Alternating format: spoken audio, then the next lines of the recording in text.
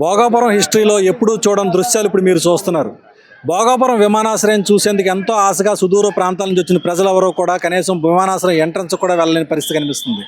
లక్షలాదిగా ప్రజలు తరలి రావడంతో ఎక్కడికక్కడ ట్రాఫిక్ నిలిచిపోయింది. భోగాపురం ఎంట్రన్స్ హైవే నుంచి మొత్తం పూర్తిగా కూడా ఎయిర్పోర్ట్ వరకు కూడా కొన్ని కిలోమీటర్ల కొద్దీ ట్రాఫిక్ నిలిచిపోయింది. ప్రోగ్రాం ప్రారంభం కాకముందే చాలామంది ప్రయాణికులంతా కూడా తిరిగి వెనక్కి వెళ్ళిపోయే పరిస్థితి కనిపిస్తుంది. ఇక్కడ వేచి ఉన్న బస్సులన్నీ కూడా కొన్ని గంటల కొద్దీ ఇక్కడ సుదీర్ఘంగా నిలిచిపోయి ఉండే పరిస్థితి వస్తుంది.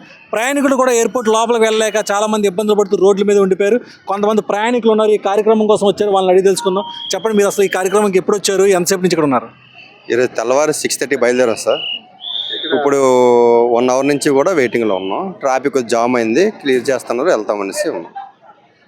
మన ప్రాంతంలో భోగాపురంలోని అంతర్జాతీయ విమానాశ్రయం ప్రారంభం అవుతుంది కదా, మీకేమనిపిస్తుంది? చాలా సూపర్ ఉందండి, చాలా మంచిది. మంచి ప్రజలకు అందుబాటులో ఉంటుంది, అంతా బాగుంటుంది. ఏరియా కూడా బాగా డెవలప్ అవుతుంది. శ్రీకాకుళం వరకు కూడా డెవలప్ అయ్యే అవకాశాలు ఉన్నాయి. మీకు ఎలా ఉంది చెప్పండి? చాలా బాగానే ఉన్నదండి. ఎయిర్పోర్ట్ రావడం వల్ల విశాఖపట్నానికి భోగాపురం మొత్తం ఈ ఏరియా అంతా డెవలప్ అవుద్ది. చాలా బాగానే ఉంటుంది, అభివృద్ధిలోకి వస్తుంది. ఇక్కడ కుర్రోళ్ళకి కూడా మంచి జాబులు అవి వచ్చే అవకాశాలు ఉన్నాయి అని.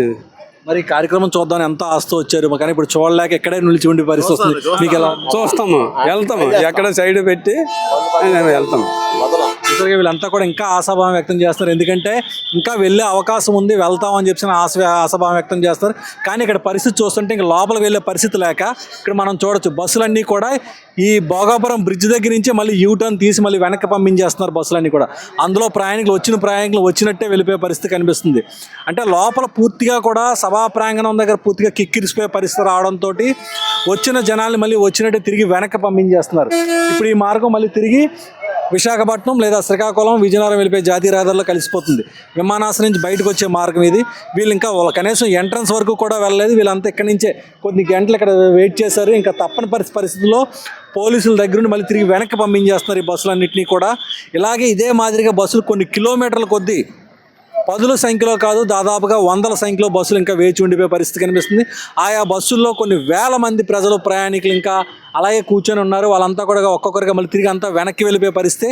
ఆ దృశ్యాల్ని మీరు ఇక్కడ చూస్తూనే ఉన్నారు.